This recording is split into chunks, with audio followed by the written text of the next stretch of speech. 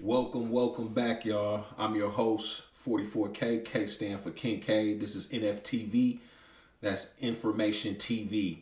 Welcome to the show, man. Before we go any further, make sure to like, subscribe, share the video, and get down in that comment section and let's start having a conversation and building rapport. But without further ado, let's get to this video that I have on screen. So on the screen today, we have a news briefing today about the four individuals that were kidnapped in the border town outside of Brownsville, Texas. A 12-minute drive away from Brownsville, Texas, so that close to the Mexican border. These were three black individuals over there in Mexico. The female was trying to get a tummy tuck, and I guess she had three male companions accompany her over there to the border. Once they were over there, they were mistaken for who knows what, and they end up getting attacked. Two subsequently end up being killed, and then two were taken and tortured and found alive. So as of yesterday, they had the cartel turned in five individuals and left a note on a truck apologizing for the crime. But before I give my opinion on that further, let's watch this update and then we'll get back to it and have a little conversation about it. Charged in the horrific kidnapping. Now, he is a 24-year-old Mexican national, identified as Jose Guadalupe. You see here in that small red shack where the victims were held is in a rural part of eastern Mexico where officials believe the Americans likely got lost and were mistaken by the cartel for Haitians that were acting as rogue drug mules. Now, we're also learning that Shaid Woodard and Zindel Brown, you see here, were already dead by the time authorities got there, while Latavia McGee and Eric James Williams survived the kidnapping and are back in the U.S., with Williams suffering a gunshot wound to the leg. McGee's mother giving this update, saying, quote, "She's doing okay. She was crying. She watched two of them die. They died in front of her." Now, this photo from the scene shows McGee in the back of a Mexican ambulance after she was rescued. She and Williams were then transported back to the U.S. border and then taken to a Texas hospital once in the U.S. Now, it comes after the kidnapping, which we must warn you if you haven't seen it, it is disturbing. It was caught on camera, showing the moment when the victims were dragged into the back of a pickup truck. The cartel suspects holding long guns and wearing bulletproof vests. Now, this senseless violence is now taking center stage at the White House as our own Peter Doocy pressed for answers. Watch.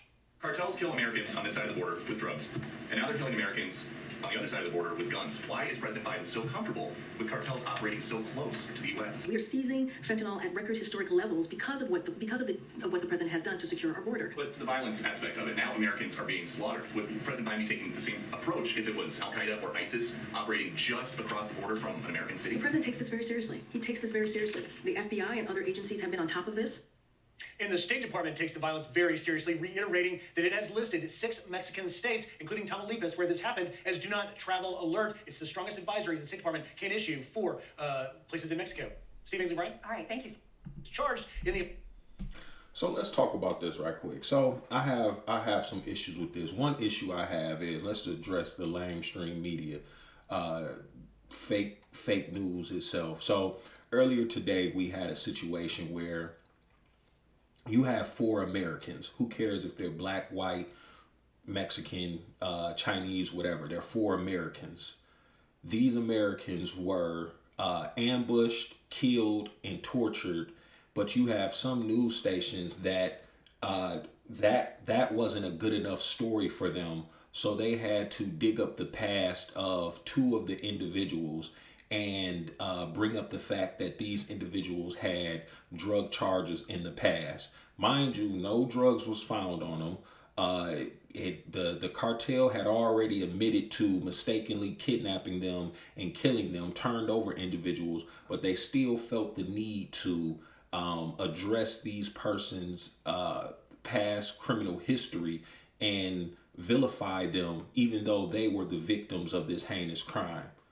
That is crazy to me. Like, in what world do we live in to where two people are kidnapped, shot, tortured, two of their friends are killed, and then you have the lamestream media, the fake news, getting on there and vilifying these black individuals to make them seem like, oh, this might have been their fault. They might have been over there trying to smuggle drugs.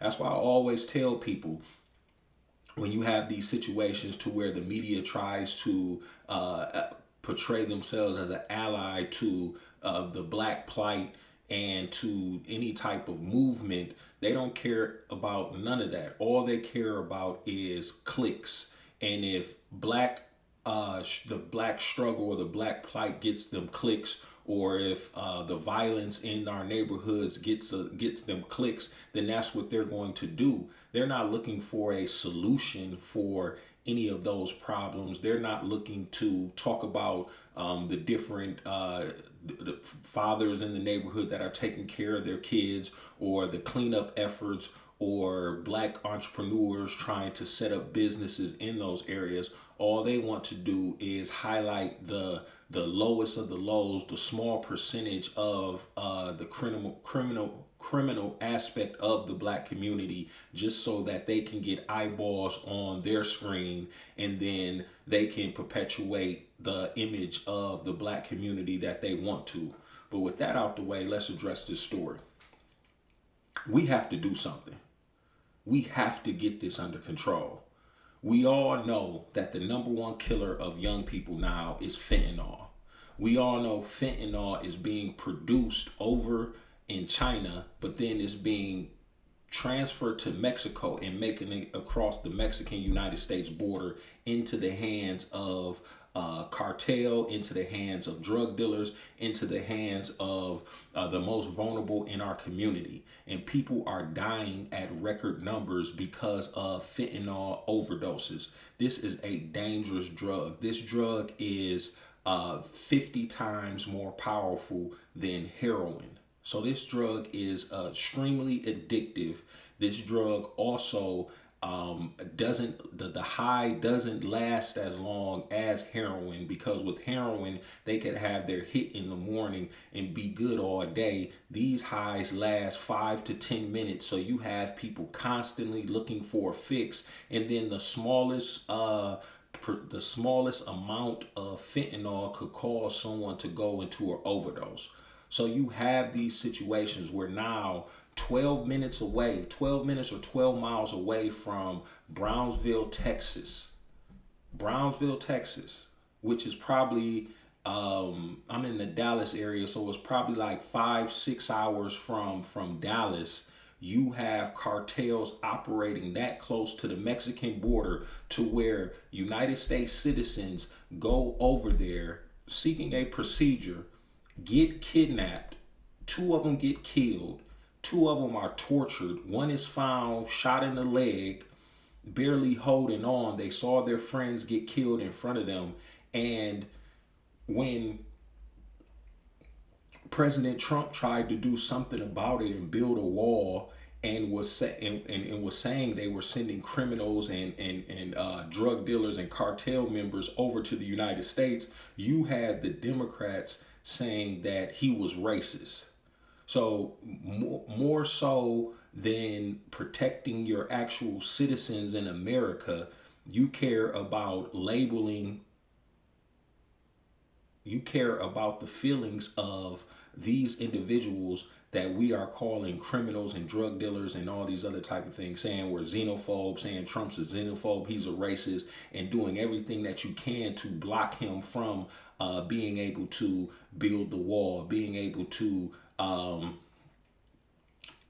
send them back over to their country. You're making up, creating narratives about he has them in cages and all these different things. So all this stuff that they did to muddy the waters, so that we couldn't get things done, couldn't get the wall built, couldn't get people sent back over to the border. Everything you guys did to block that, the Democrats did to block that, now is coming to bite us in the ass, because you have situations now to where the borders are becoming extremely dangerous. So you have places like El Paso, places like Brownsville, places like El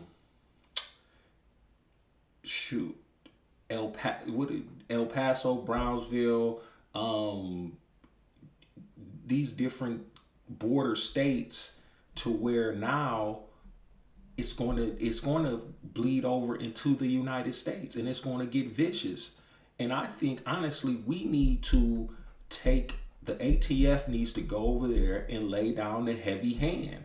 That's why the cartel turned over 5 of their members, left a note on top of the truck, and had them sitting out there with their weapons, their bulletproof vests, and all that to take the charge for this killing, because they don't want the pressure of the United States rolling down on them. But I think it's too late.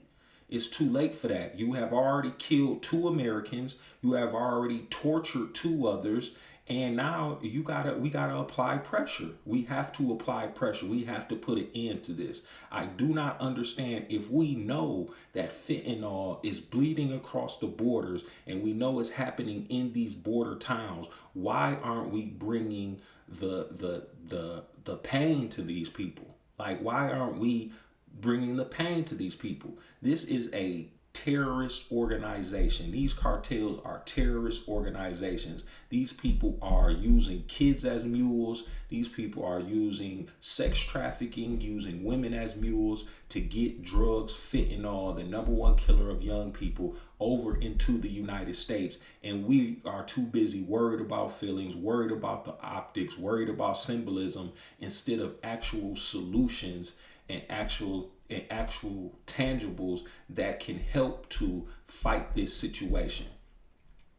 And that's the reason why I do not like the song and dance that they do. Like when he asked about the violence, she wouldn't address the violence. She tried to say, oh yeah, what Biden is doing, we're collecting the #1 fentanyl at the border.